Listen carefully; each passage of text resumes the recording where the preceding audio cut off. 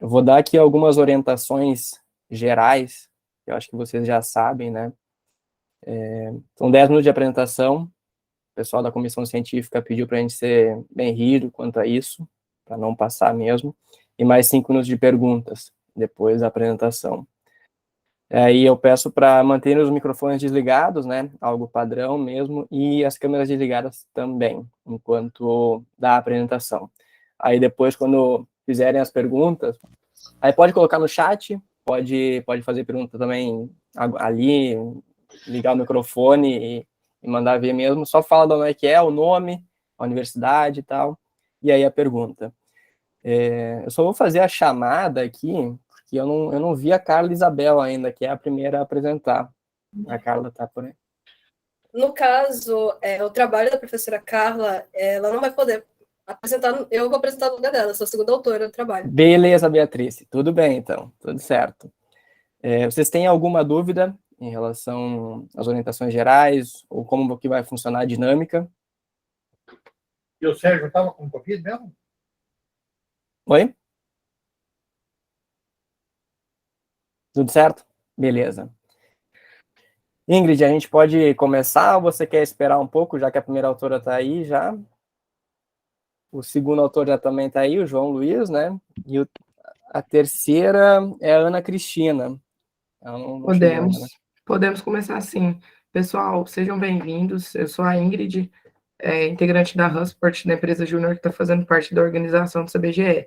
Antes da gente começar, eu queria dar uns recadinhos aqui para vocês, um recado, na verdade, fazer um convite, né? Amanhã a gente tem os nossos grupos de trabalho temático, a gente vai ter 6 temas aí bem legais na parte da tarde para vocês, então participe, beleza? A gente tem, primeiro tema, gestão esportiva aplicada ao setor público, organização esportiva, estruturas e processos, gestão do esporte, diversidade e identidade cultural. Temos aí inovação e tecnologia no esporte. E tem o empreendedorismo e modelagem de negócios no esporte, finalizando com o marketing no esporte. Então, amanhã, a partir das 2 às 5, né, da tarde, participem aí, estão todos muito convidados, ok? Obrigado pelo recado, Ingrid. Vamos participar. Tudo bem aí, Beatriz? Você pode apresentar? Certo, só vou compartilhar aqui a tela.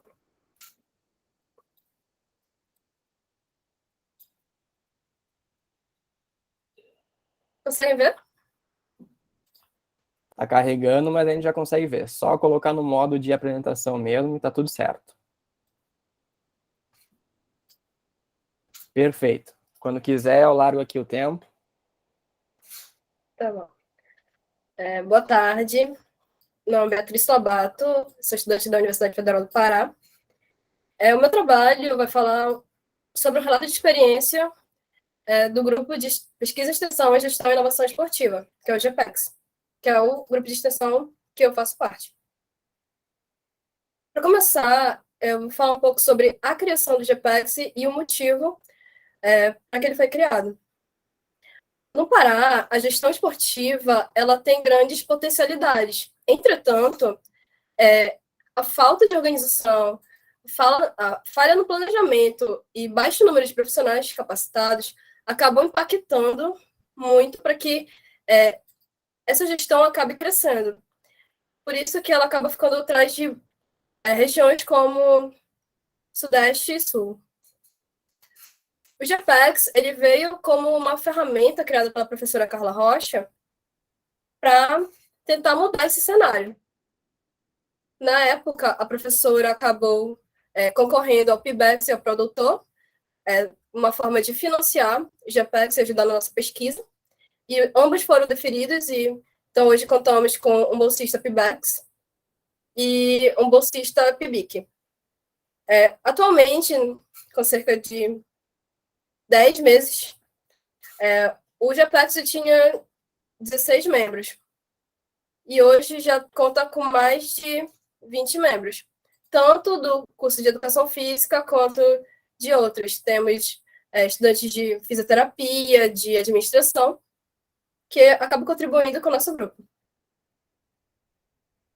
Alguns projetos que nós estamos desenvolvendo são o o International Students Integration Meeting, que é uma inovação aqui na Universidade Federal do Pará, porque, primeiramente, ele foi desenvolvido para ser presencial, mas devido a alguns problemas de logística, ele se tornou online. Então, nesse evento, nesse projeto, estudantes de diversas áreas da UFPA e de outras instituições acabam participando de um projeto junto com professores tutores e são lançadas perguntas e problemáticas para que esses estudantes acabam criando soluções. Na última edição, foi de acordo com a Luta Marajoara. Então, esses estudantes foram divididos em grupos, junto com professores tutores, e acabaram desenvolvendo formas de divulgar a Luta Marajoara no Brasil. Um dos nossos carros-chefes é a roda de conversa, que são eventos trimestrais. Então, ele conta com palestrantes nacionais e internacionais, e sempre falando sobre gestão e empreendedorismo. Nós tivemos já, como palestrante, a Graciete Maués, que foi a primeira mulher presidente da Federação Paraense de Futebol. E na nossa última roda de conversa, que ocorreu no início do mês de outubro, falou sobre redes sociais no desporto paraense. Então, nós reunimos os 3 maiores clubes daqui do Pará, que foi Paysandu, Remo e Tuna, para falar como é que eles lidam com as redes sociais no desporto. Nós também temos o Seminário Amazônico de Educação Física, que é o SAEF. Nesse seminário, nós estamos em conjunto com a faculdade mesmo. Então, é um evento mais da Faculdade de Educação Física do que do JPEX mesmo, mas nós trabalhamos na organização. A Jornada Paraense de Gestão Esportiva e Sustentabilidade, ela é um evento que ocorre de ano em ano. Esse ano já teve a 2ª edição, e, diferente da roda de conversa, ele é um pouco mais amplo. Então, nós temos, além de pessoas falando sobre gestão e empreendedorismo, temos pessoas falando sobre sustentabilidade e palestrantes de outras áreas também, sempre tentando pontuar com a gestão esportiva. Na nossa última, tivemos palestrantes, inclusive de administração, que acabaram enriquecendo muito o nosso evento. E tivemos também a Corrida Sustentável, que é o plugin do UFPA.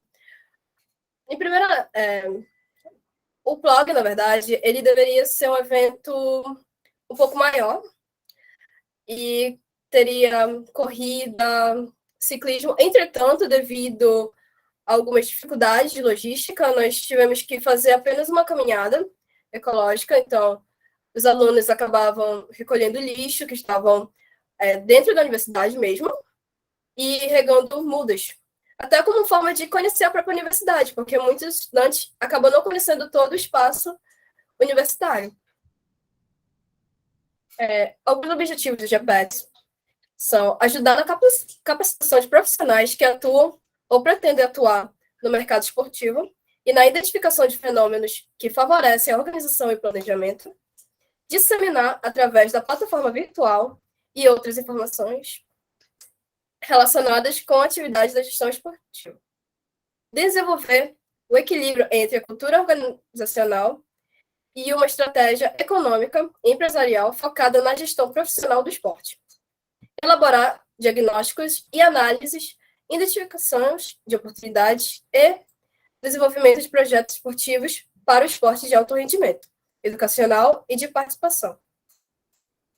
Atuar na criação de conceitos, planejamento, desenvolvimento de logísticas e operações de ações e eventos, buscando diferenciar isso em todos os projetos. Divulgação de conhecimentos adquiridos dos diferentes projetos através da publicação científica. No GPEX, nós vemos como o grupo como um guarda-chuva, porque dentro do GPEX nós dividimos em 2 subgrupos, que são do Sportec, que já é mais ligado ao produtor e ao PIBIC, onde atuam mais na questão da elaboração de pesquisas científicas. Inclusive, eles estão com esse projeto de divulgar a luta marajoara. Então, foi lançado um questionário na região do Marajó para poder identificar a situação que estava ocorrendo lá, para ajudar na nossa divulgação da luta marajoara. E nós temos também a tutoria de gestão esportiva, que é onde eu atuo mais, que já é na parte da extensão. E nós ajudamos federações, empresas e profissionais que desejam ter essa capacitação na gestão esportiva. Algumas das dificuldades que nós tivemos nesse ano e no ano passado foi na questão da logística, devido à pandemia de Covid-19, porque muitos dos nossos eventos acabaram não ocorrendo presencialmente, e sim de forma virtual, devido à questão da pandemia. Porém, nós acabamos identificando que na questão virtual tivemos grandes alcances, tanto de pessoas de outros institutos, de outros campos e de outros países. Nós também tivemos uma greve de rodoviários aqui na região metropolitana, que impactou diretamente na organização de um hackathon que nós estávamos planejando para esse ano. Então, o hackathon acabou ficando para o ano que vem. Seria o primeiro hackathon daqui da universidade. E tivemos também uma paralisação dos professores do campus, que ficaram cerca de um mês nessa paralisação, que impactou toda a questão educacional e também de planejamento de eventos. Na conclusão, o GPEX ele surge com essa necessidade de ajudar a remodelar a gestão esportiva, adequando às peculiaridades locais e as principais características econômico-político-culturais do Estado, além de estimular o empreendedorismo, produção de pesquisa científica, inovação e capacitação de profissionais. Então, Faltou um minuto, tá, Beatriz? Ok. Nesse ano, nós percebemos que tivemos impactos muito positivos, porque tivemos alcances tanto de pessoas de outros estados, mas também de outros países. E nós queremos muito aumentar o número de pessoas que possam contribuir com a gente, tanto da educação física mesmo, ou de outras áreas, como nós temos dentro do grupo pessoas que são da administração. Então, queremos ampliar mais para ter pessoas também do marketing, pessoas do jornalismo, e buscar sempre essa questão da produção científica, porque nós acreditamos que não há extensão sem pesquisa, e não tem pesquisa sem extensão. E é isso. Obrigada, gente. Muito obrigado, Beatriz. Terminou no tempo aqui, deu 9 minutos e 52, bem tranquilo. Perguntas, pessoal? Dúvidas, comentários?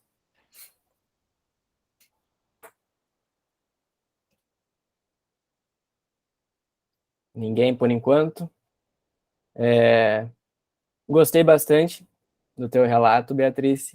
Eu vi que em 1 ano e pouquinho vocês fizeram coisa pra caramba, né? Eu vi que tá bem engajado o grupo, né? Já tem 20 membros, né? Eu tenho algumas questões aqui. Vocês se reúnem como grupo de pesquisa semanalmente, mensalmente, quinzenalmente? Como é que funciona isso?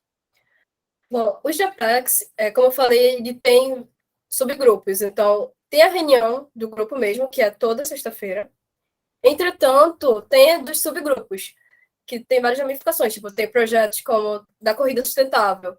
Aí tem um grupo relacionado mais para essa parte. Então, os membros aí são divididos para trabalhar nesses subgrupos.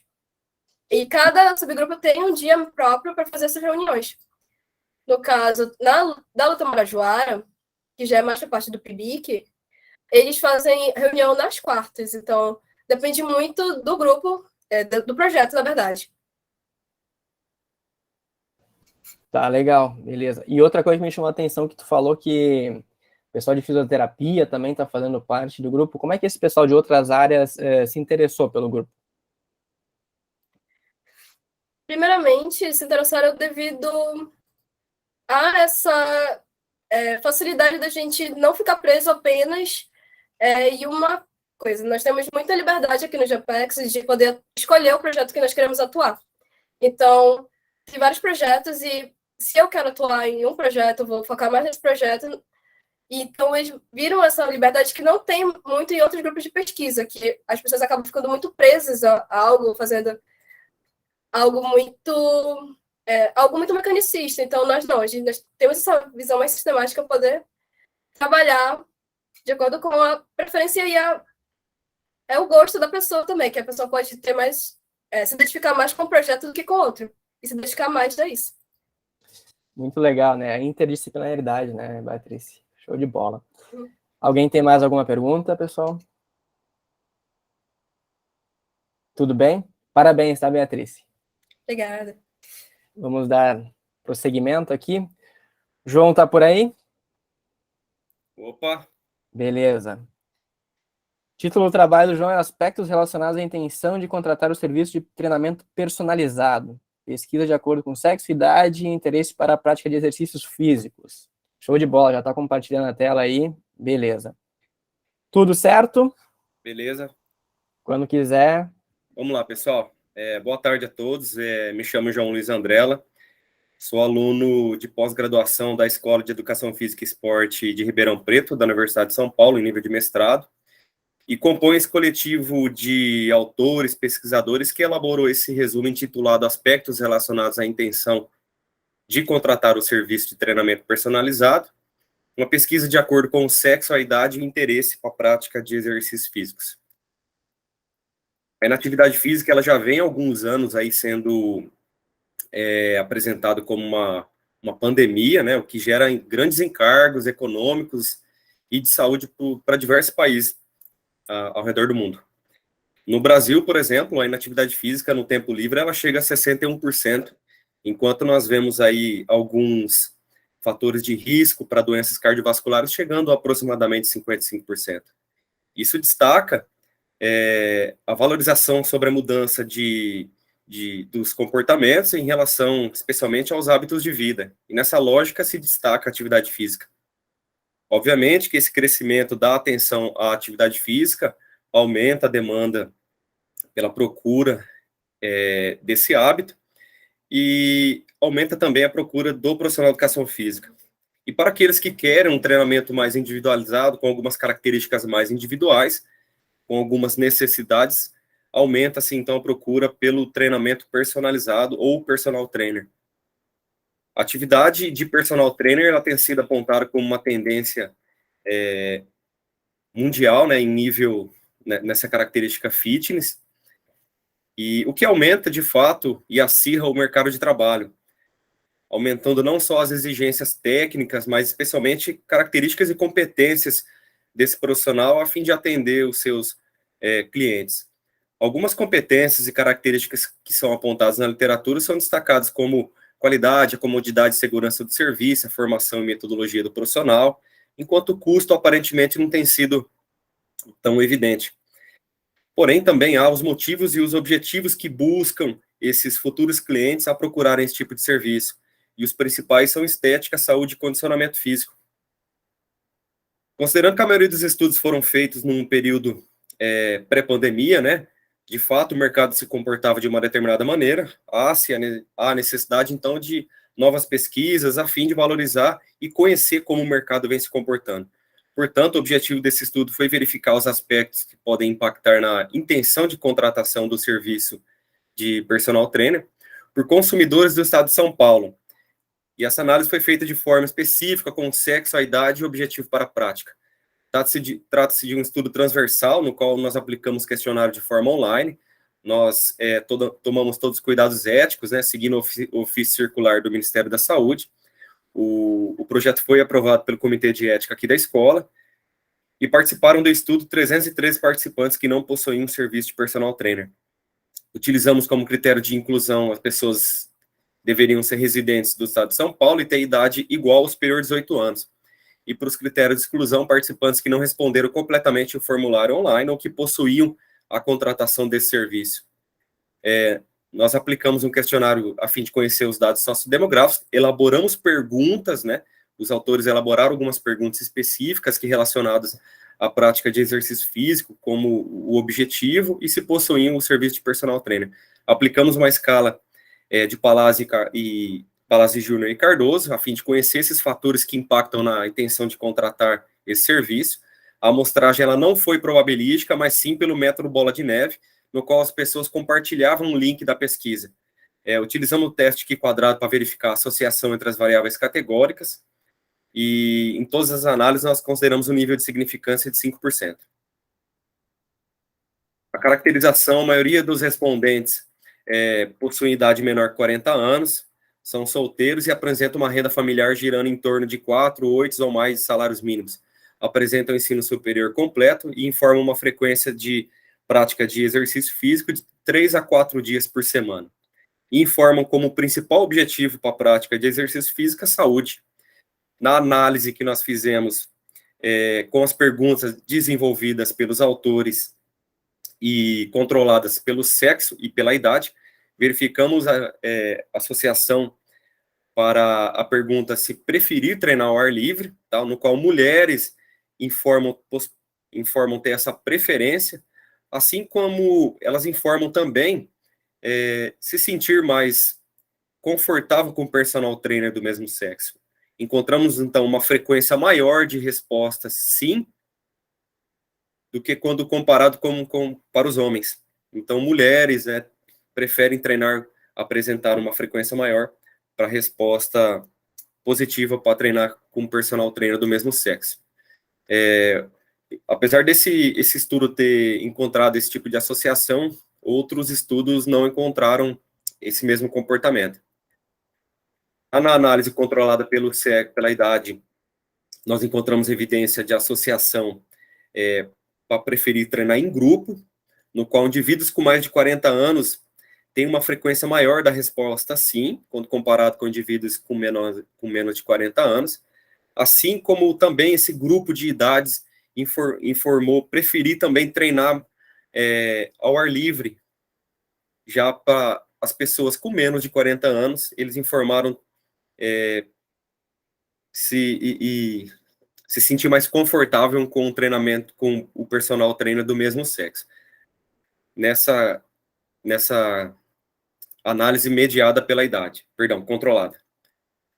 Já para análise específica com as perguntas desenvolvidas por Palazzi Júnior e também controladas agora pelo sexo e pela idade, nós encontramos evidência de associação para intenção de compra. Mulheres têm uma intenção de contratar personal trainer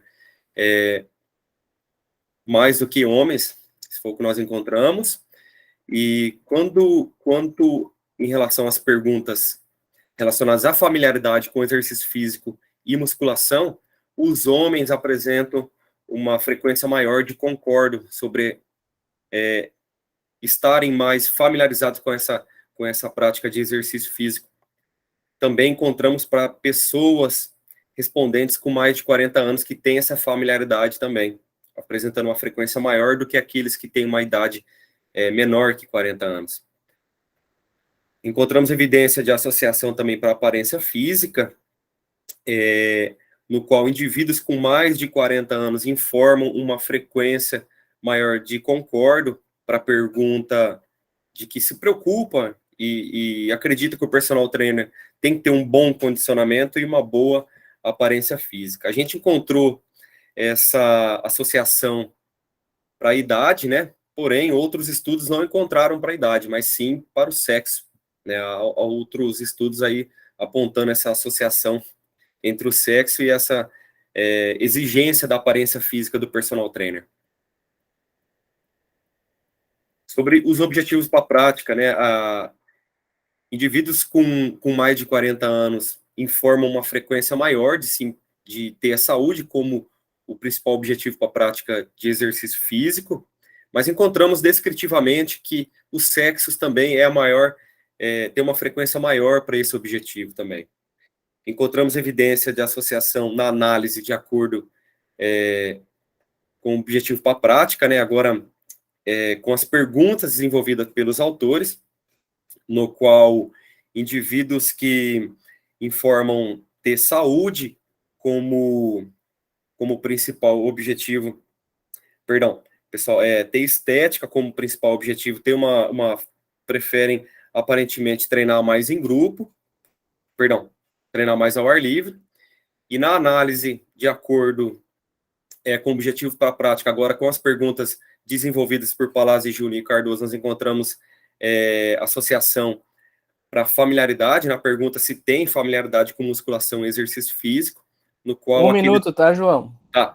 No qual as pessoas que têm saúde como objetivo apresentam uma menor familiaridade quando comparadas aos outros grupos.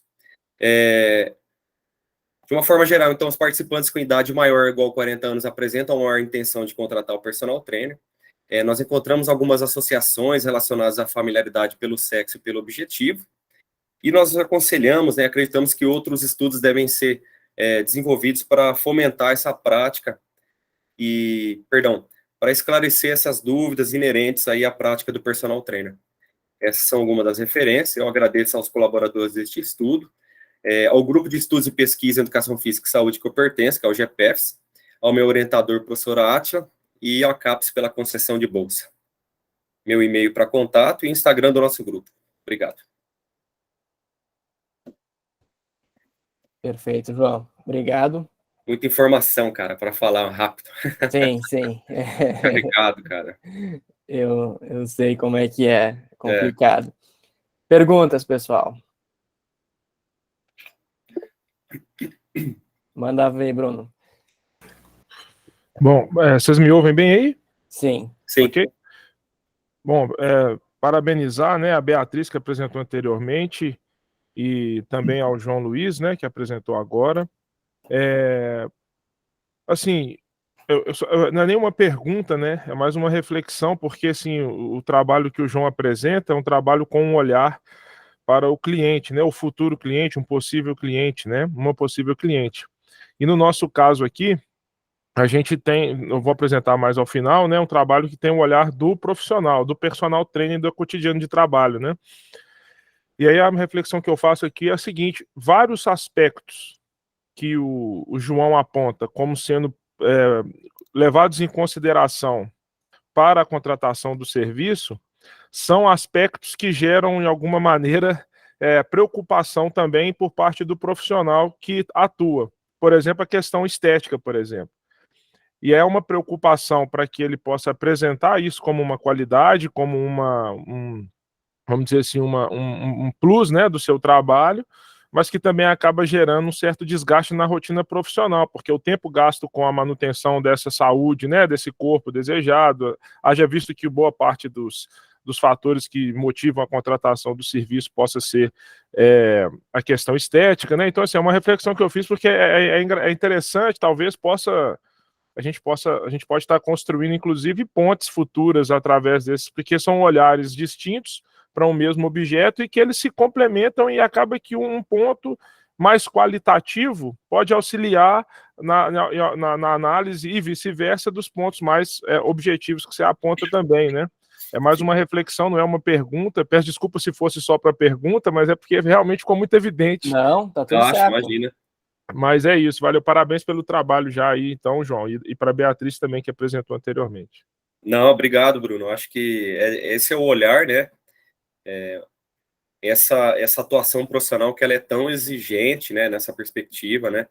E eu acho que esse trabalho nosso, ele vem nesse sentido, né? É uma análise bem específica ali que a gente faz, né? Eu observo algumas associações com a idade, né? E com outras características que nós acreditamos que foi interessante procurar conhecer.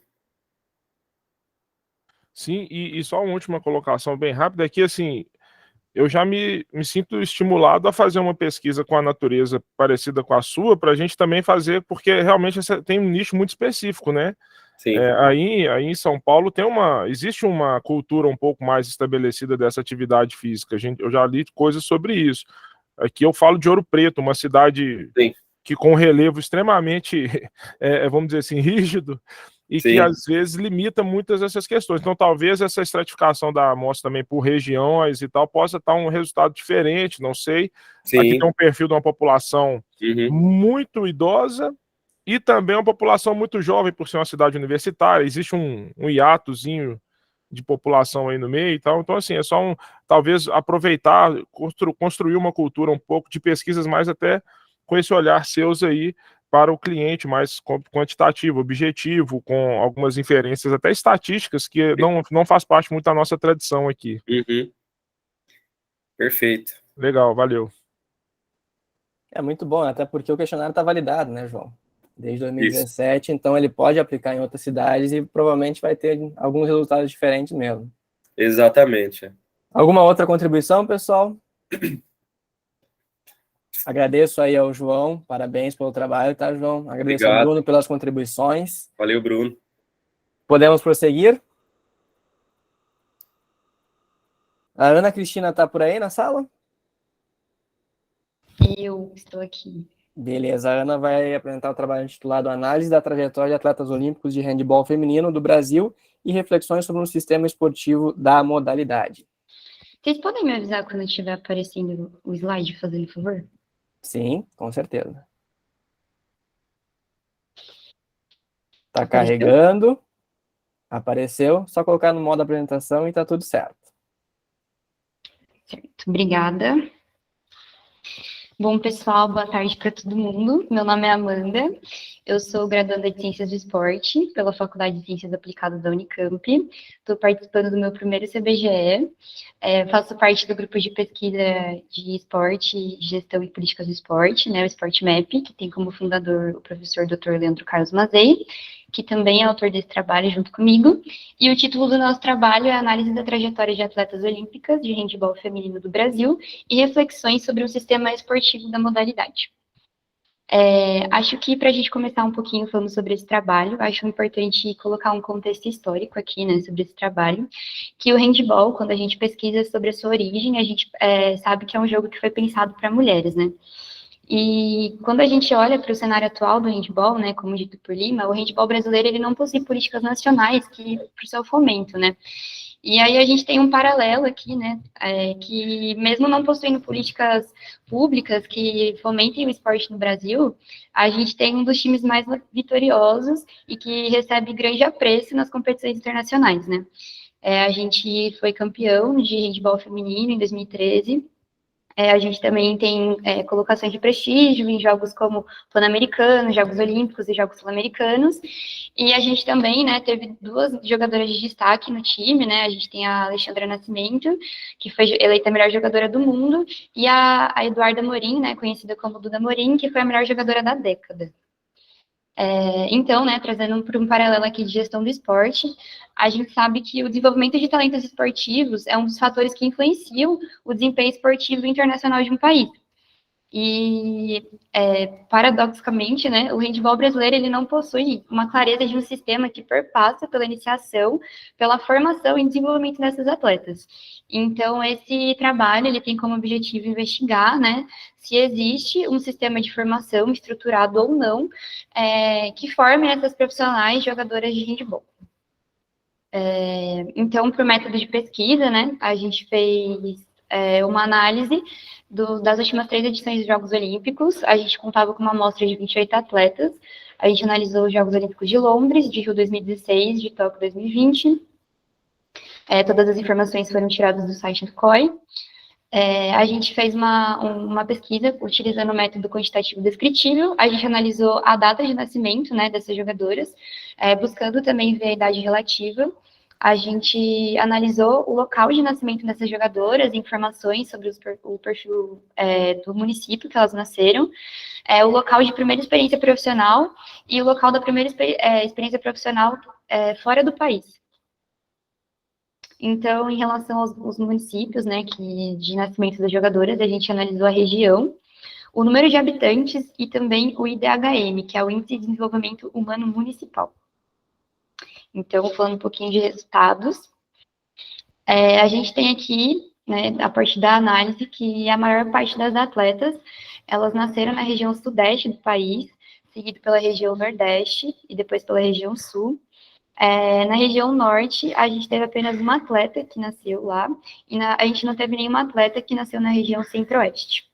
A gente também, né, fazendo análise desses perfis dos municípios, a gente percebeu que a maioria das atletas, elas vinham de um município onde o IDHM era alto, seguido por um IDH de muito alto.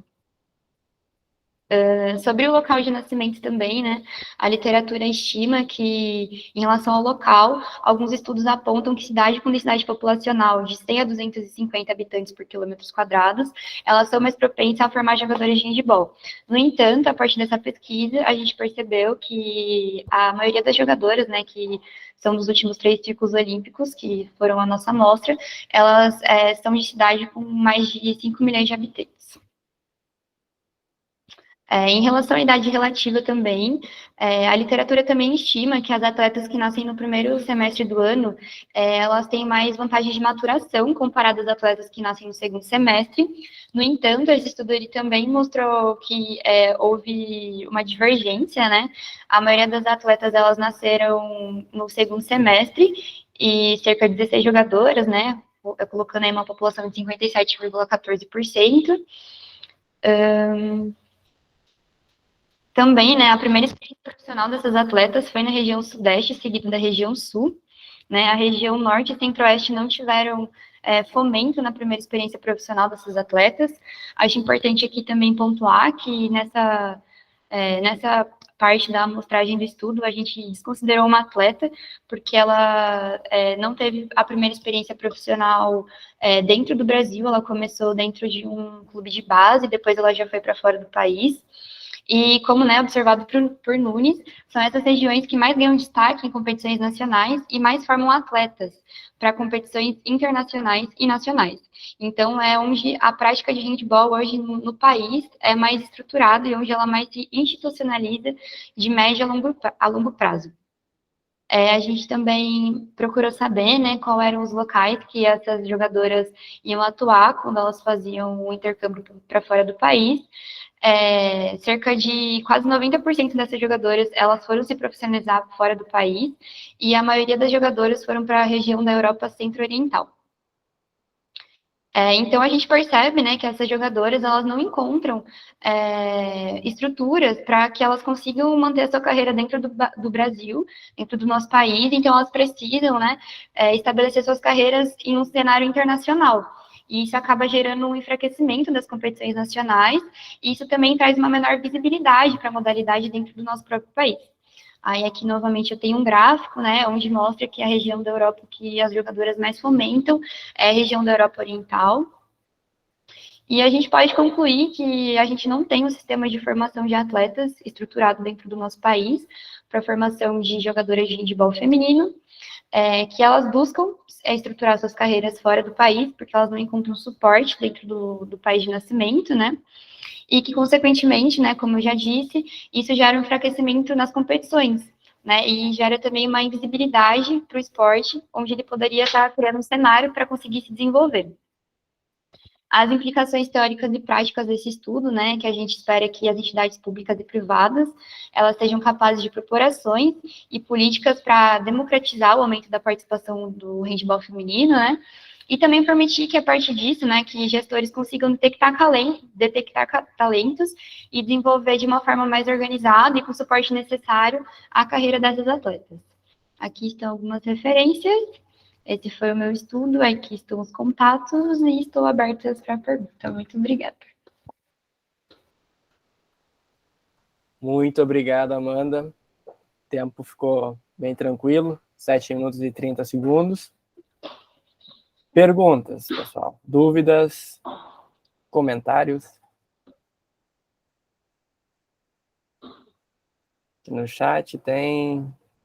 O João colocou parabéns, o Samuel sabe muito, o Edson, ele levantou a mão. O Jefferson colocou parabéns, Amanda, belo trabalho, ficou incrível, parabéns, o Gabriel. Edson, por favor. Estão me ouvindo? Sim. Bom, Amanda, parabéns pelo trabalho, bastante interessante e traz informações bem relevantes aí para a gente refletir um pouco sobre o handebol feminino, e eu acho que talvez caiba também muito do que você falou para o handebol masculino e possivelmente caiba também para muitas outras modalidades esportivas que não o futebol, né? A minha, não é nenhuma, é mais uma pergunta, assim, de curiosidade, na análise que vocês fizeram, quando vocês fizeram a coleta de dados, vocês chegaram a perguntar que tipo de clube que formaram elas, se era prefeitura, se era escola, se era clube socioesportivo, enfim, o que você pode nos falar sobre isso? Bom, Edson, primeiramente, muito obrigada pela pergunta, uma pergunta muito pertinente, né, para o tema. Então, o porquê, né, de realizar esse trabalho foi porque eu comecei a fazer uma iniciação científica agora, né, esse é o primeiro CBGE que eu estou apresentando, e na minha iniciação científica eu busco estudar um pouco mais aprofundado, né, essa questão da trajetória de atletas de handebol feminino. Então, eu ainda estou na fase de fazer as entrevistas com as atletas, então a gente não consegue ter um parâmetro disso de uma forma geral, mas um dado, assim, que a gente, tipo, conseguiu analisar um pouco, né, através de algumas pesquisas que eu andei fazendo, foi que muitas delas tiveram o primeiro contato com o handebol na parte educacional, né, então, a partir do desporto educacional, elas tiveram esse primeiro contato, elas se interessaram e foram buscar se aprofundar nisso, né, e aí partir para uma coisa mais de participação, e depois se interessaram pelo alto rendimento, e foram conseguindo se adentrar nesse caminho que não é fácil, mas aí a gente também, né, já traz um paralelo importante aqui de o quanto o esporte nas escolas ele é importante, né, para a formação e para a detecção de novos talentos esportivos.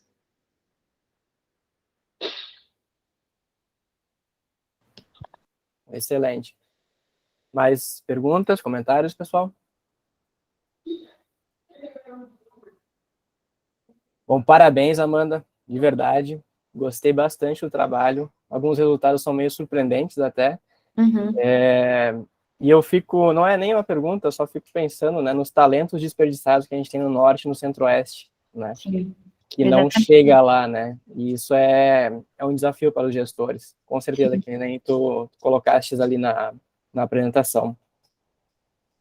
Sim. Muito bom mesmo. Muito obrigada, gente, pela oportunidade. E é isso. Tchau, tchau. Tchau.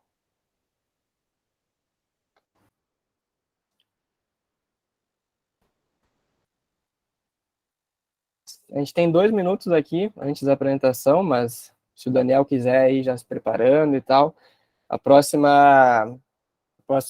trabalho é Perspectiva da Liga Nacional de Futsal, uma análise descritiva sobre suas equipes e o contexto geográfico da Liga. O Daniel está por aí? Tô aqui sim. Tá dando para ouvir direitinho? Eu consigo ouvir, sim. Beleza. Vou colocar aqui já. Sim, aí quando der 14h45 eu te falo para começar. Ainda falta 1 minuto e pouco. Obrigado.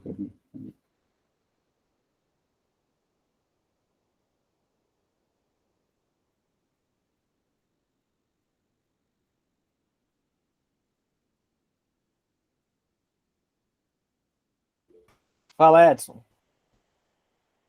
Só aproveitando o tempo, e enquanto Claro. não dá horário, só para a gente refletir sobre o que a Amanda nos falou, né? Nós tivemos uma seleção brasileira campeã mundial, né? Então, as maiores artistas do espetáculo handebol estavam no Brasil, eram brasileiras, e mesmo assim a gente tem dificuldade de fazer com que isso gere um produto, né? Como essa monocultura do futebol atrapalha o desenvolvimento dos demais esportes. É impactante. A gente se coloca a Duda, a melhor jogadora da década, a maior artista do handebol feminino da última década está aqui é brasileira, e a gente não consegue explorar imagem, não consegue explorar isso como um produto, né? Só para aproveitar o tempo que nós temos aí, para a gente refletir sobre isso. Opa, desculpa.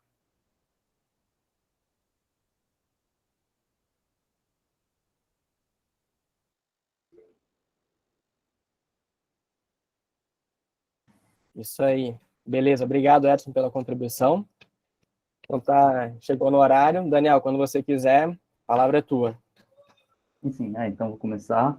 Então, boa tarde a todos, aí já estão na sala. Então, o meu estudo é perspectiva perspectivas da Liga Nacional de Futsal, uma análise descritiva sobre suas equipes e o contexto geográfico da Liga, né? Então, foi, né, um estudo que foi feito por mim, Daniel, e pelo professor Dr. Leandro Carlos Mazei, né, da Faculdade de Ciências Aplicadas da Unicamp, juntamente com o grupo, né, de pesquisa, o SportMap, né? E eu também sou graduando de Ciências do Esporte. Então, vou começar. A introdução, né? O Brasil é o maior campeão mundial de futsal, né? Com 7 títulos.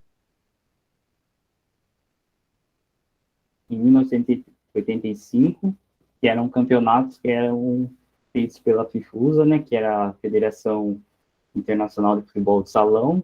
E depois, em 1989, 1992, em 96, 2008 e 2012, e aí já sendo feito pela FIFA, né? E, tipo, além, né, dos títulos, né, o futsal brasileiro masculino é uma das modalidades mais esportivas, né, do Brasil, com mais de 50 títulos internacionais, né, ao longo da sua história, né? Então, e para, né, começar a falar um pouco do desdobramento da Liga Nacional de Futsal, né, tipo, precisamos falar um pouco de como, né, ela é feita, né?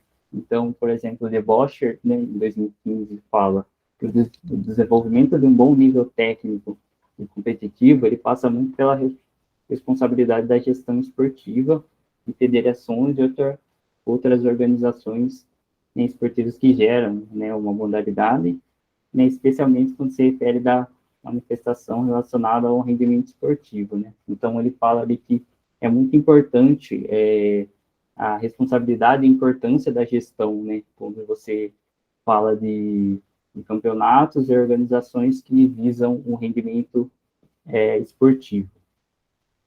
E para complementar também, Deboscher, 2015, ele fala também que uma estruturação nacional de competições equilibradas e com alto nível competitivo, né, competitivo e técnico, isso pode possibilitar que atletas jovens ou adultos desenvolvam suas habilidades e experiências, tendo assim uma maior adaptação em competições internacionais. Então, fazendo um link com o que ele fala ali anteriormente, né, a gestão ela é muito importante, né, e junto também com a estruturação, né, nacional para que aconteçam, né, as competições, né? Então, agora falando especificamente da Liga Nacional, né, ela é a maior competição da modalidade no país, né? O campeonato foi criado em 96, né, como Liga Futsal, né, com a intenção de profissionalizar o calendário, né, das equipes e alavancar a modalidade do país.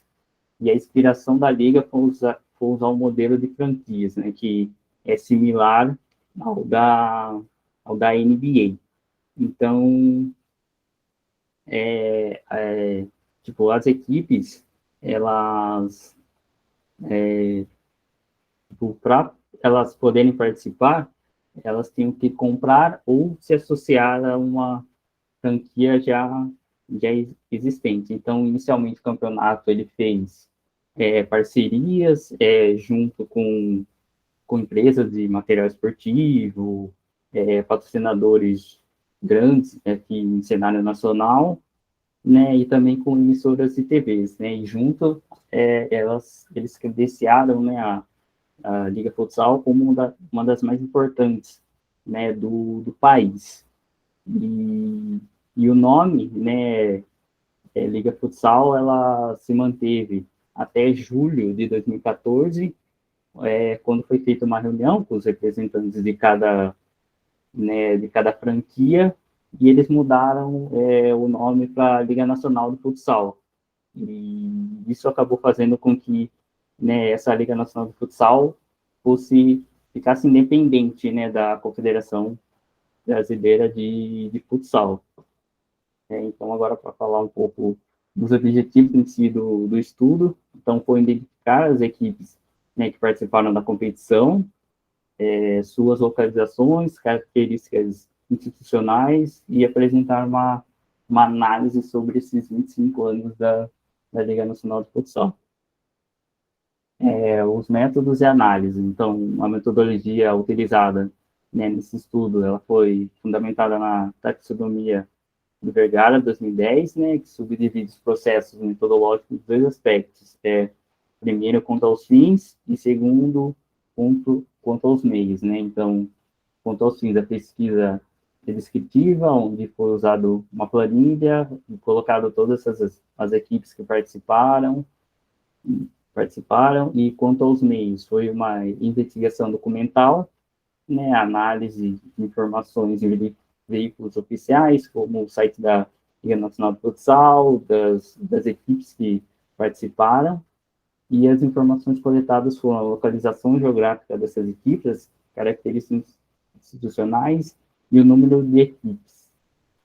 Né, então, para começar a falar dos resultados, então, desde 1996, né, com o nome de Liga Futsal até a sua reformulação em 2014, já passaram um total de 78 equipes, né, na Liga, e a classificação foi feita, foi organizada, né, de forma que vou colocar o nome principal, né, sem considerar o nome de patrocinadores e razão social. E por que colocar isso? Muitas das equipes, né, que participam da Liga Nacional, elas são patrocinadas por empresas, e aí o nome da empresa acaba sendo o nome que é colocado na Liga Nacional de Futsal. Então, ela não coloca o nome dela, tipo, um futebol clube, não, é o nome da patrocinador. Então, 53 equipes, né, que deu 67,9%, já participaram de 1 a 6 edições. 17, né, 21,8%, de 7 a 13, e 8, né, 10,3%, de 14 a 26 edições. Né, então, agora falando um pouco da localização, vocês podem ver que na região norte, né, não teve nenhuma equipe que participou da Liga Nacional de Futsal até hoje. Agora, por exemplo, no Centro-Oeste, você pode ver que tem 10, né, equipes, né, que já participaram. Na região sul, 35 equipes. Na região norte, apenas umas. E no sudeste, 32 equipes. Né, e agora, para falar um pouco das características institucionais, né, então, foi colocado ali que 7, né, 9% são clubes tradicionais, e 91%, né, de clubes e empresas. Então, esses clubes tradicionais foram classificados como clubes que, além do futsal, outras modalidades, elas também têm outras modalidades, como basquete, vôlei, né, e que são clubes que têm nome grande aqui no cenário nacional. Esses clubes e empresas, eles são, né, clubes que são patrocinados por empresas e também por prefeituras que bancam essas equipes. Então, ali eu coloquei alguns exemplos, como o Magnus Futsal, que é um dos mais, né, uma das equipes mais famosas hoje no futsal, Carlos Barbosa, o Joaçaba, o Açoeva, o Santander Intel, o Atlântico, Marreco, 1 minuto, Pato, tá, Daniel? E o Tubarão. Então, são essas equipes que são colocadas como empresas. Então, você vê predomínio, né, de equipes tanto do Sul como, né, do Sudeste. Então, pode-se afirmar que a Liga já teve uma grande quantidade de times, né, a concentração é no Sul e Sudeste, e talvez, né, isso possa ser aprofundado no sentido de federações de cada estado, né, para que possam ter outras equipes da região norte, centro-oeste e do nordeste, né, que são muito poucas, né, e também tem a questão da profissionalização da gestão, né, que é um fator importante no sul e sudeste, né, juntamente com, né, as regiões, junto à formação de atletas e também sistemas regionais de competição, como fala Zaratim e Schmidt-Fi. 10 minutos, tá, Daniel? Aí, posso falar a conclusão? Vai lá, termina rapidinho, Então, o que é mais importante. então, a conclusão é que tem a Liga Nacional tem um grande valor para o futsal, né, o modelo de franquias, né, utilizado por ligas norte-americanas realmente é uma solução interessante, né, e chama atenção tanto, né, de clubes multiesportivos tradicionais quanto as empresas, né, e o potencial da liga acho que pode ser muito mais explorado, né, como usando a referência da NBA mesmo, né, que é o case deles. E tem também, né, que aproxima bem o público com espetáculos tanto dentro como fora, né, e as implicações são, né, ela tem a missão, né, a Liga Nacional de excelência na organização, na administração, né, e também tem dado resultado, né, nesses 25 anos que, né, muitas equipes participaram, e é um case bem interessante para outras organizações em termos de gestão. Essas são as referências, e muito obrigado. É isso. Muito obrigado, Daniel. Vou parar aqui. Passou um minuto e pouquinho, tudo bem? Perguntas, pessoal, comentários, dúvidas? Camila. Boa tarde a todos. Na verdade, eu só tenho um comentário que eu acho interessante a gente não deixar passar, é que Debauché é uma pesquisadora muito importante na área de política do esporte, então a gente tem que tomar cuidado para não assumir que todo pesquisador é homem. Então, às vezes fica ele como autor, mas é uma pesquisadora mulher e ela é muito relevante na área.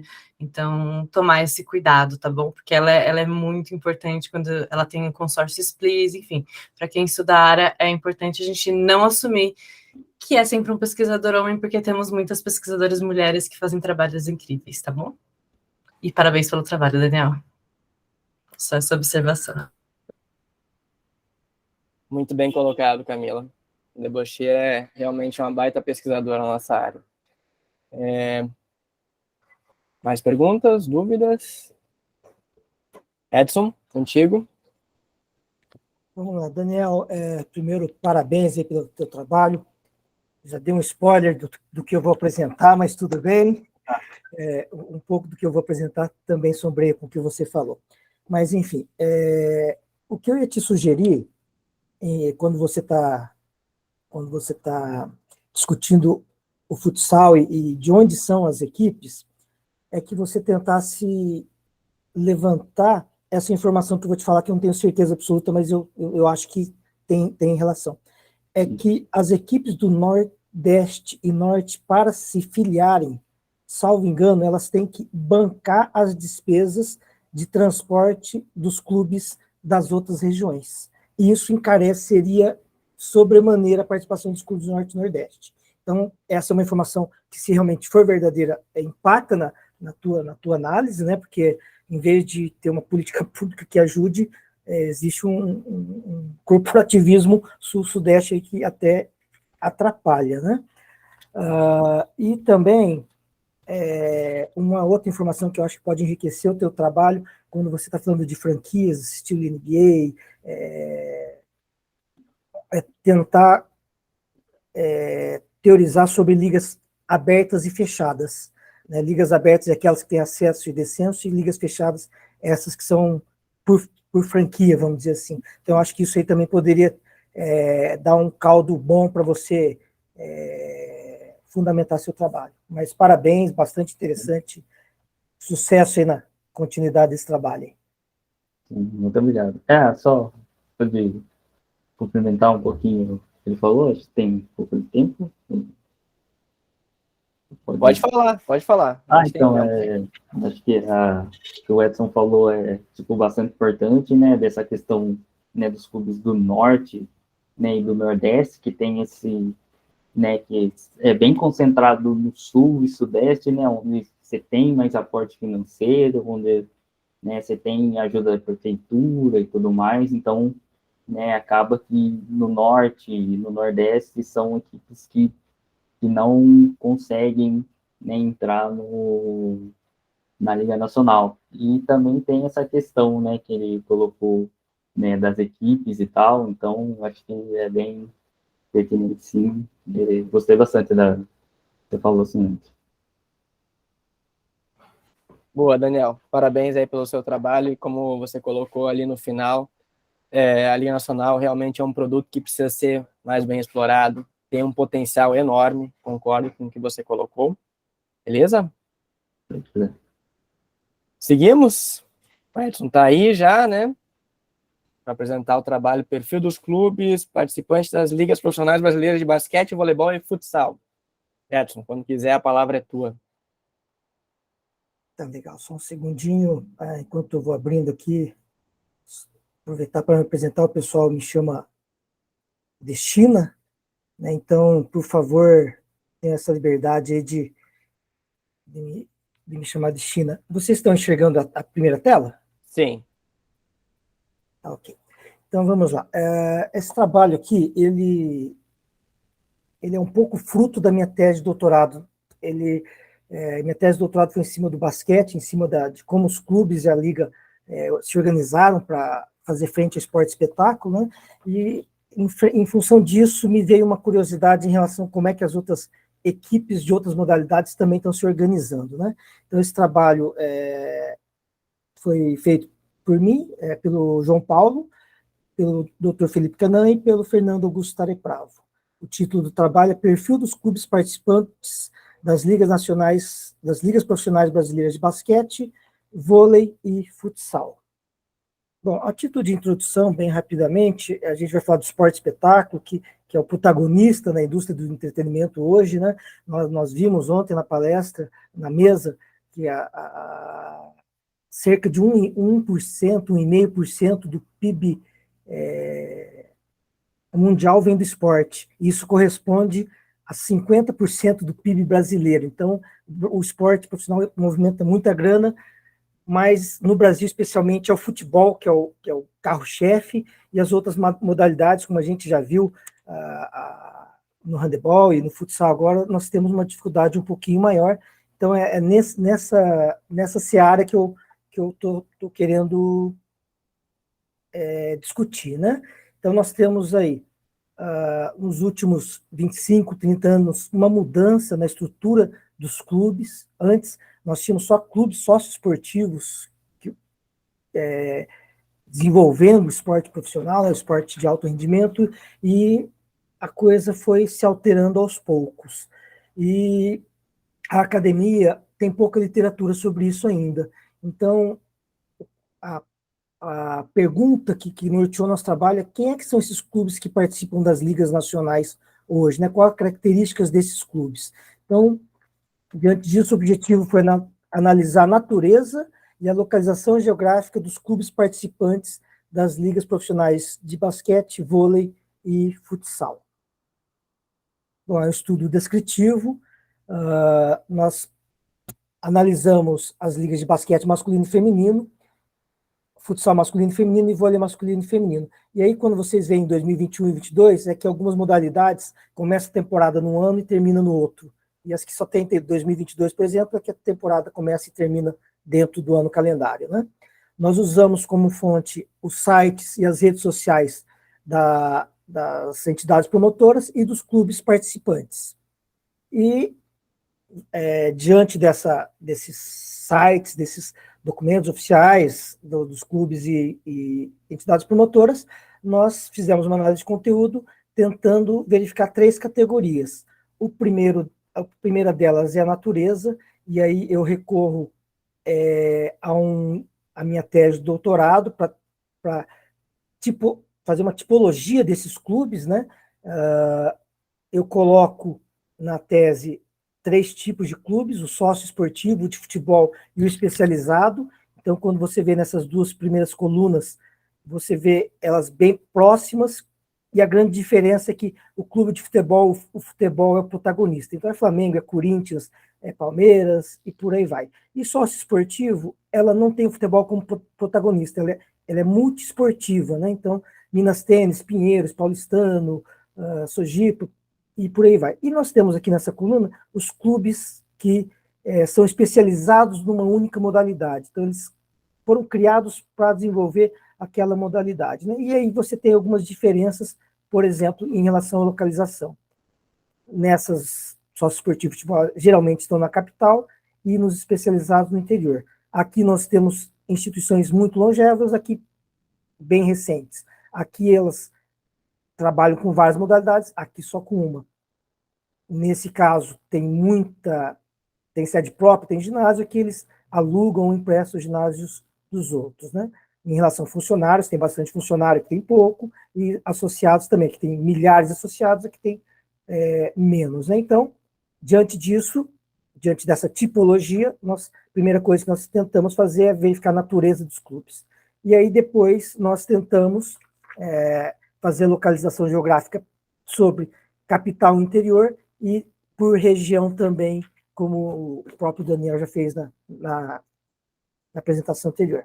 Então, a nossa amostra é constituída de 85 clubes, disposto de acordo com o que está descrito aí, né?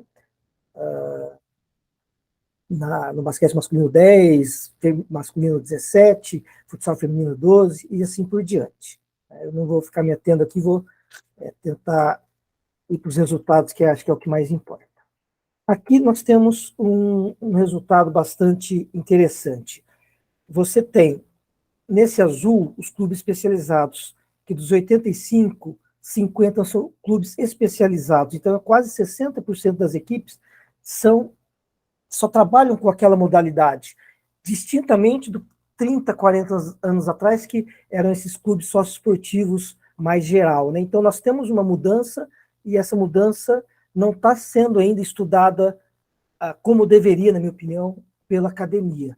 E aí nós temos aqui em cinza 19% de clubes de futebol e 22% de clubes socioesportivos. Isso aqui no geral, e aqui algumas informações mais específicas por modalidade.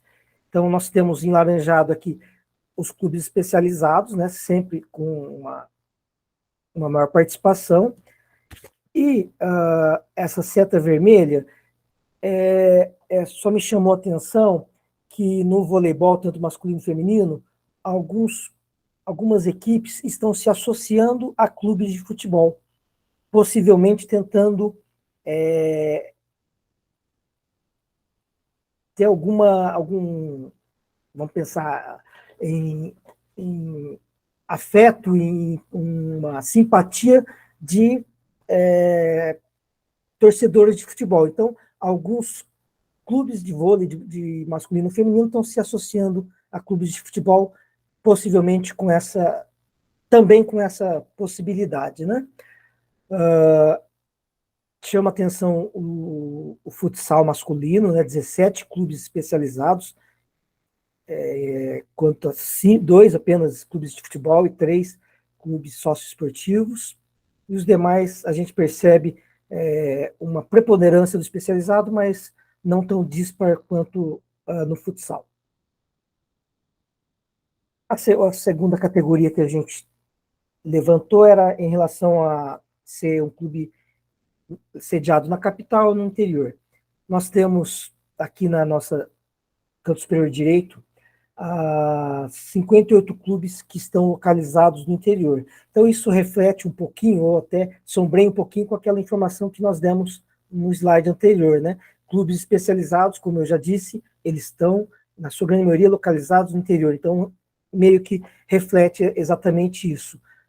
Nós temos quase 2/3 de clubes que participam de ligas nacionais no interior. E a literatura americana, em especial, diz que o esporte espetáculo ele consegue se desenvolver melhor em grandes metrópoles, que tem mais gente gastando dinheiro, onde você tem mais patrocinadores, onde você tem um potencial de público maior. Então, nós um pouco estamos, não na contramão, mas com uma característica diferenciada. E aí, como é que nós temos que nos organizar para fazer frente a esse descompasso, né? Aqui nas setinhas vermelhas, nós temos as modalidades onde o interior prevalece, com bastante diferença, e nesses círculos pontilhados nós já vemos um certo equilíbrio já entre equipes da capital e equipes do interior. Um minuto, tá, China? Nossa, vamos lá. Então, aqui, rapidamente, então, nós temos por região, assim como o Daniel falou, predomínio da região sul e sudeste, região norte praticamente zerada, né? Praticamente não, zerada, né? Então, uma possibilidade de ser uma razão econômica, os estudos já nos apontam isso, né? Que o esporte profissional é mais desenvolvido no sul e sudeste do que nas outras regiões. Então, só passando esses números aqui. Finalizar, nós queríamos dizer o seguinte, né? Os desafios que nós temos, nós vimos que os clubes especializados são 2/3 dos clubes participantes. Eles têm o problema da instabilidade, clubes que nascem e morrem, não são tão longevos, né? A dificuldade de não serem tão profissionais, de não terem uma 10 minutos, tá, Daniel? Só para finalizar aí. Beleza.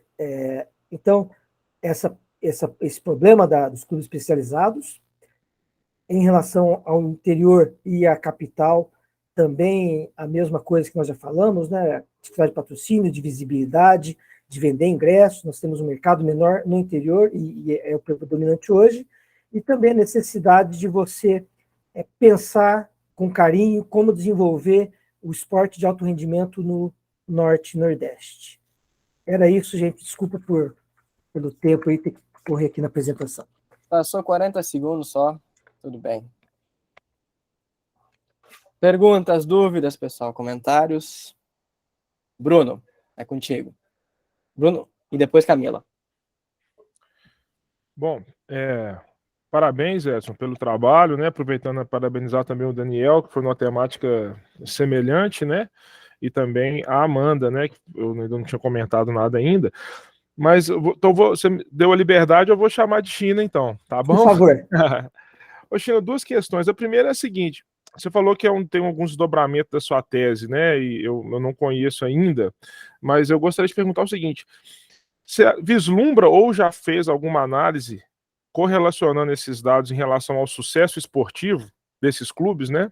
No sentido de quem que chega às finais, quem que levanta as taças, porque isso em alguma medida vai ter algum reflexo, eu imagino, na sustentabilidade do próprio clube, né? Em relação à visibilidade, alcance de patrocínio, tempo de exposição na mídia, que pode acabar reduzindo esse impacto vamos dizer assim, de uma morte precoce desses clubes especializados, né?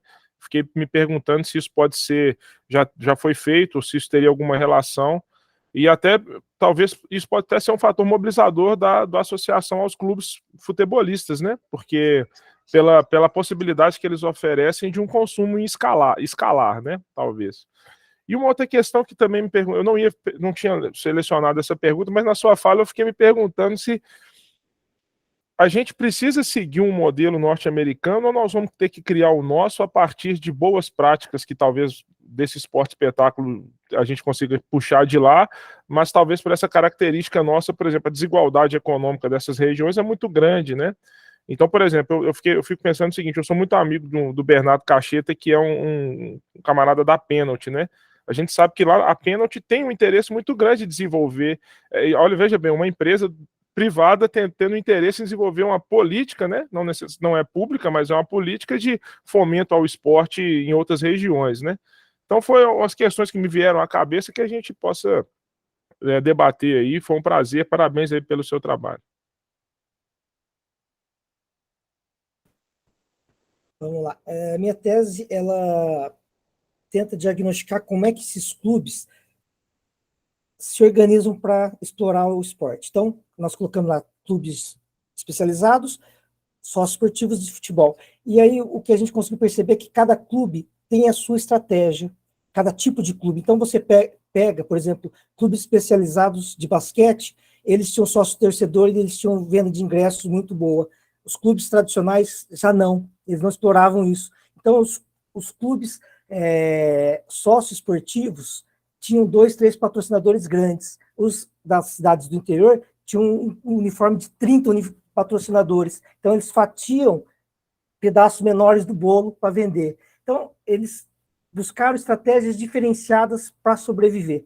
Mas quando a gente fala em performance, ainda os grandes clubes estão predominando. E aí, em relação à tua segunda pergunta, se nós temos como fazer alguma coisa mais brasileira do que copiar o modelo norte-americano. É impossível a gente copiar o modelo norte-americano. Então, enquanto nossas arenas, nós colocamos 1.000, 1.500 pessoas, eles colocam 25 mil. Enquanto um torcedor gasta 5 em cada vez que ele vai no jogo e acha que gasta muito ainda, lá o torcedor norte-americano gasta $100, $200 em cada vez que ele vai no ginásio. Então é muito dispar as condições de mercantilização ainda, né? Então nós temos uma longa caminhada para trilhar para o esporte ser mais espetacularizado no Brasil.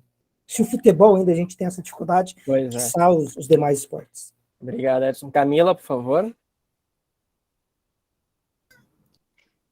Parabéns pelo trabalho, Edson. Eu só fiquei com dúvida em uma questão. Quando você classificou os clubes de futebol e os tirou da categoria socioesportivos, e aí você ao mesmo tempo fala que no voleibol alguns se associaram a clubes de futebol, eu acho que você tem que tomar um pouquinho de cuidado com essa afirmação, e aí eu peço para você dar uma olhada, porque eu não estou atualizada, mas eu joguei vôlei, e desde muito cedo, esses clubes que são socioesportivos, não de acordo com a sua classificação no seu trabalho, eles têm as modalidades diversas, e alguns têm modalidades incluindo, por exemplo, o vôlei.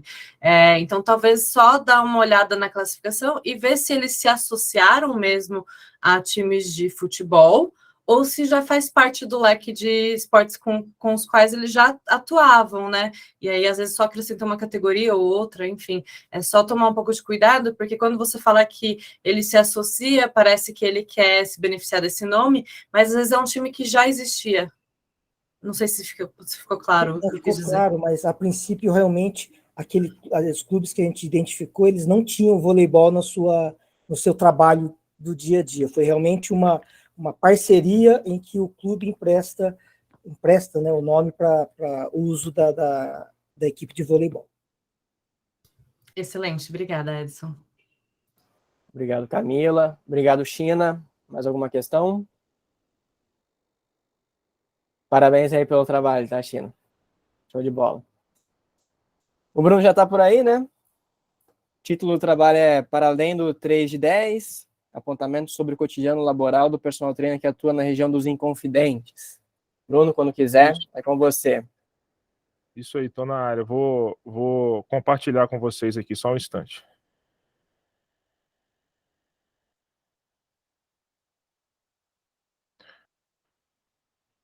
Vocês enxergam a minha tela? Tá carregando. Sim, tá na mão. Só colocar, vou colocar na apresentação e é isso. Isso, só um instante que aqui em Ouro Preto a internet costuma não ajudar muito, tá? Peço desculpas. Vai ajudar hoje, pode ficar. Vai. Ajudou até agora, não é agora que ela vai me deixar na mão. Já apareceu a tela aí para vocês? Ela tá preta, mas ela tá em modo de apresentação, pelo que eu tô vendo. Mas nós vamos chegar aí, agora sim. Para mim tá aparecendo. Só me faltava essa. Para mim não tá aparecendo ainda não. Peraí. Aí, tá bom. Deixa me ver aqui. Aí. Mudou o slide aí, não mudou? Tá no primeiro, aí você mudou há pouco, agora voltou pro primeiro. Não, então agora deu certo. Vamos aproveitar que deu certo aqui. Vou marcar meu tempo para também não passar. Bom, gente, boa tarde, né? Prazer estar aqui com vocês. Eu sou o professor Bruno Ocelli Ungeri, sou professor da Universidade Federal de Ouro Preto, da Escola de Educação Física, e vou apresentar para vocês o trabalho intitulado Para Além do 3 de 10, apontamentos sobre o cotidiano laboral do personal trainer que atua na região dos Inconfidentes.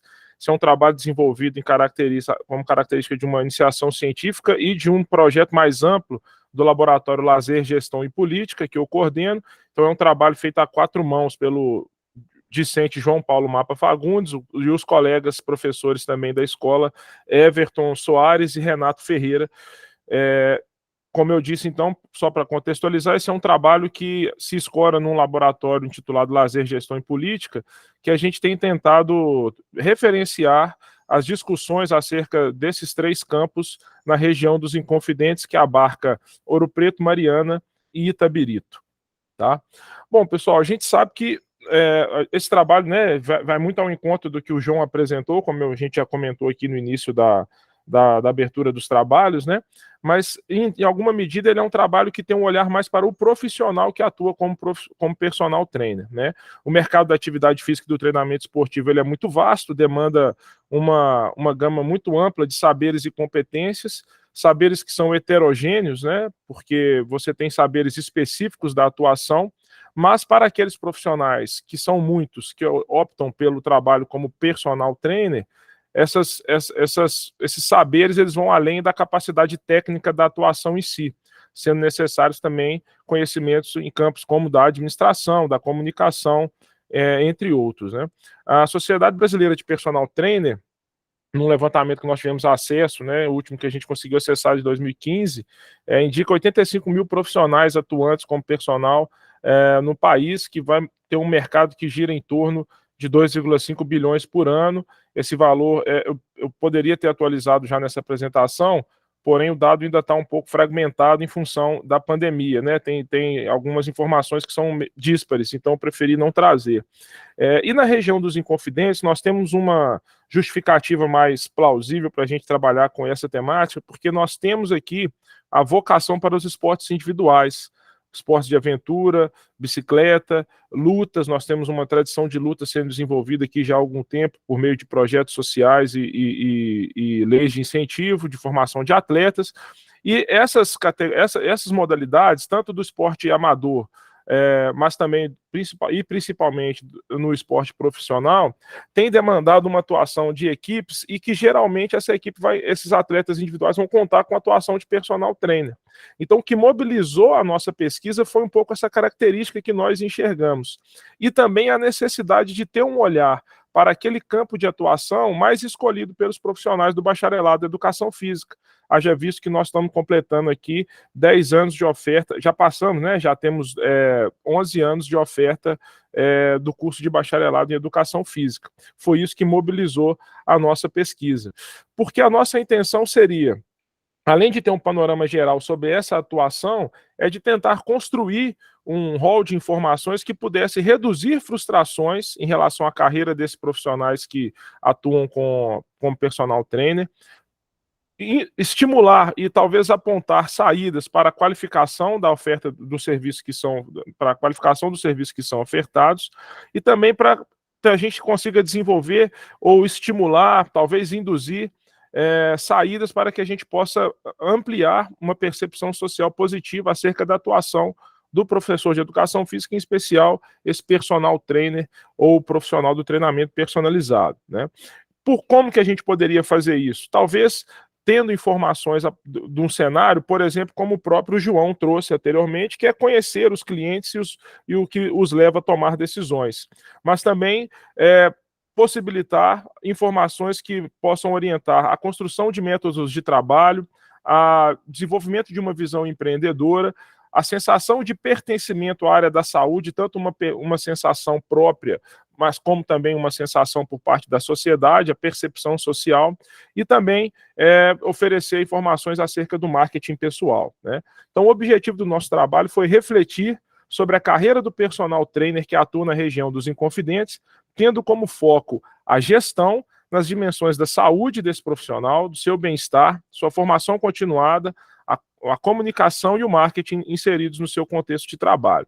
Como metodologia, nossa pesquisa se caracteriza como uma pesquisa exploratória descritiva, que também utilizou, coincidentemente, do método Snowball, em que nós temos um rol de contatos inicial e, a partir das indicações, nós vamos chegando a um número que até possa indicar um ponto de saturação. Nós aplicamos um questionário com 63 questões, divididas em 4 eixos, sendo perfil socioeconômico, mercado de trabalho, saúde e bem-estar, comunicação e marketing. Inicialmente, nós fizemos uma coleta de dados a partir desses profissionais formados pela Universidade Federal de Ouro Preto, chegando a 65 nomes. E pelo método Snowball, nós ainda conseguimos encontrar 21 nomes de profissionais que tinham como critério de inclusão serem profissionais do bacharelado e atuarem profissionalmente há pelo menos 6 meses em um dos 3 municípios que eu mencionei, Mariana, Ouro Preto e Itabirito.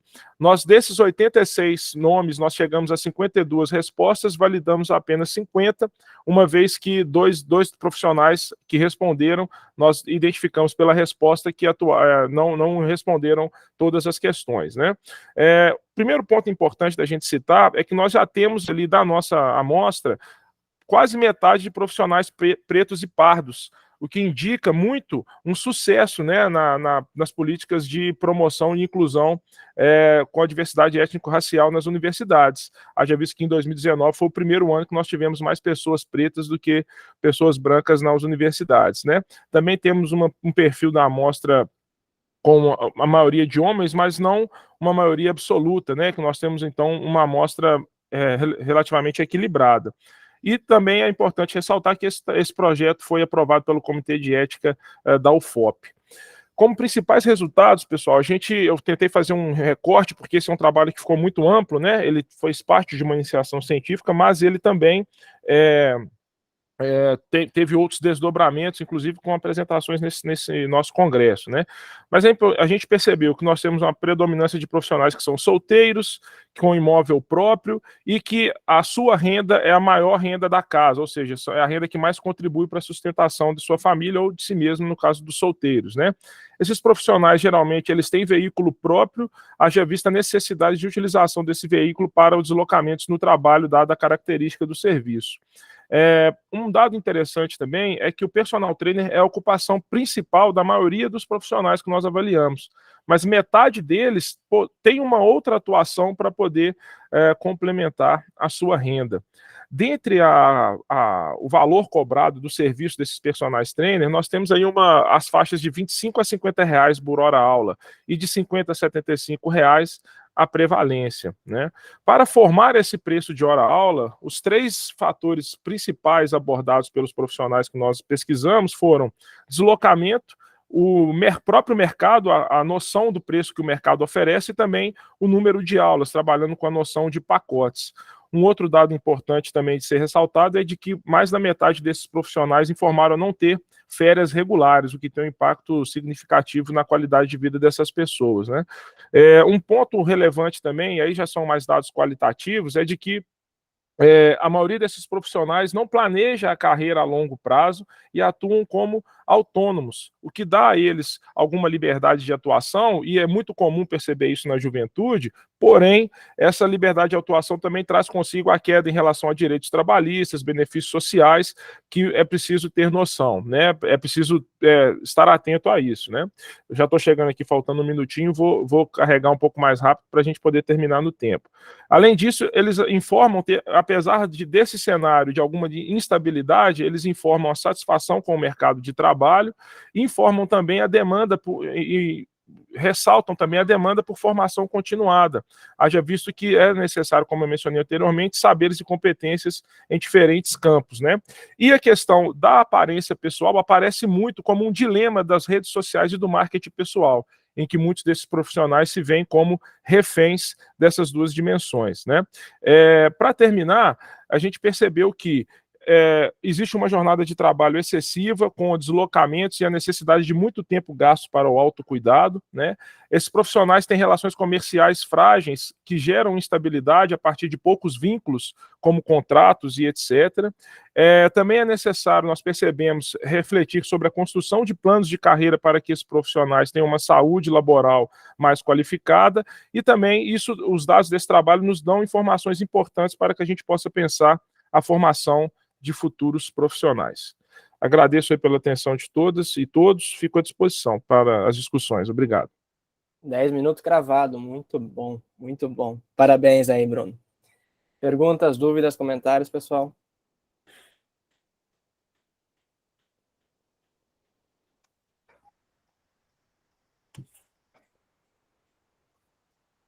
Achei bastante interessante alguns dados ali que você trouxe. E eu não sei se você conseguiu assistir ontem à noite a mesa redonda do fitness. E é bom, né, que pessoas estão começando a estudar, fazer pesquisas acadêmicas no mercado fitness, que é um mercado que a gente sabe que cresce sem parar, né? E essa tua contribuição para a academia é muito importante, né? Isso eu não tive oportunidade, Roger, de acompanhar ontem, porque nós estamos aqui na semana de educação física na nossa universidade, então nós estamos com uma série de defesas de TCC, mestrado e tal, e aí a gente está um pouco corrido, né? Mas eu concordo com você, a nossa intenção aqui no LAGEP é exatamente, nós não estamos bem próximos de um grande centro, nós estamos próximos de um grande centro, que é Belo Horizonte, nós estamos a 100 quilômetros, mas existe uma característica muito específica aqui na região dos Inconfidentes, dada o viés comercial da região, né? Nós somos no quadrilátero ferrífero e tem uma certa rotatividade. E o mercado fitness aqui, ele é muito interessante porque, assim, existem regiões que são simplesmente transitórias. As pessoas não ficam, né? São cidades dormitórios, são os distritos. Então a gente está tentando ter um panorama. Algumas cidades são muito turísticas e outras são dormitórios. E a característica é muito distinta entre elas. Então, o que a gente tem tentado fazer aqui é exatamente esse, ter um olhar qualificado, né, tentar o mais qualificado possível, e esse grupo nosso de trabalho é formado por um profissional de vendas, que tem uma especialidade em vendas, né, e tem trabalhado com a questão de neuromarketing, etc., para poder ter um olhar, né, das vendas, um profissional do treinamento mesmo, que pode dar um aparato mais técnico, e eu que tenho uma expertise mais na parte da gestão, planejamentos estratégicos, e gestão de planos de negócio, para a gente tentar contribuir com esse campo, né? Quem sabe no próximo congresso a gente traga mais informações e possa realmente dar um retrato do desenvolvimento nessas pesquisas no campo do fitness, né? Acredito que sim. Essa é a ideia. É isso aí. Pessoal, alguma pergunta? É isso, então? Acho que a gente encerra, então, essa sala. Foi muito boa, a questão do tempo, né, foi bem rígido ali, o pessoal respeitou bastante. E seguimos, né? Daqui a pouco tem as salas de pôsteres também, né? E Ingrid, tudo certo? Tudo certo, pessoal. Parabéns para vocês que apresentaram os trabalhos. Muito bom. Eu deixei aqui no chat o link com a programação dos nossos grupos temáticos, né? Dos trabalhos temáticos que eu comentei mais cedo, no início da nossa sala. Então, assim, quem puder participar amanhã a partir das 14h, certinho? No mais, parabéns para todo mundo aí, galera. Obrigado pela participação de todos. Boa tarde para vocês. Valeu, gente. Boa tarde. Tudo de bom. Obrigado, pessoal. Obrigado, viu, Roger? Pessoal, até mais. Valeu.